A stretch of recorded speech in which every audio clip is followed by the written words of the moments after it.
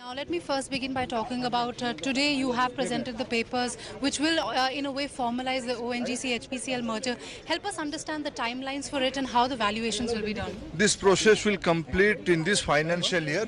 In this budget speech of Honorable Finance Minister, it has been well mentioned, and rightly later on Cabinet given approval and in principle approval for this realignment of financial realignment of ONGC and HPCL.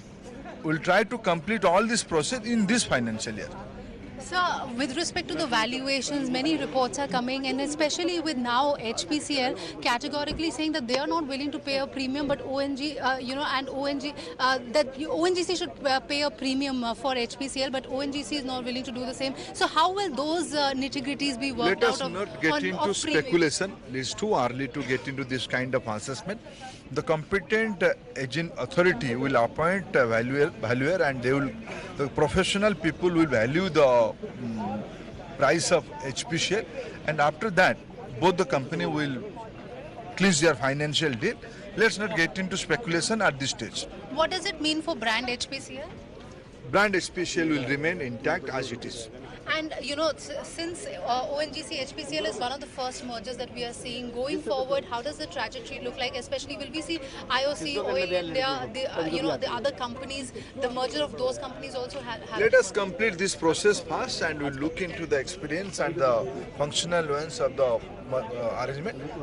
I'm hopeful India is moving to big table and to looking into our market capacity, looking into our requirement in future in energy sector, the way we are moving towards a greater developmental trajectory. More integration is needed. Sir, since you're saying more integration is needed with respect to how things are developing across the world, how will we see this merger in future? How will they really take on to the big oil global behemoths? Certainly, you will appreciate now the new arrangement will be integrated one, starting from ENP to touchdown point in the market. If a management of a group will have to take care of all the aspect, 180 degree, 360 degree aspect, then the management will be more effective and efficient to look into the energy need of the country. I'm hopeful this kind of arrangement is going to be first time in India, and it will work.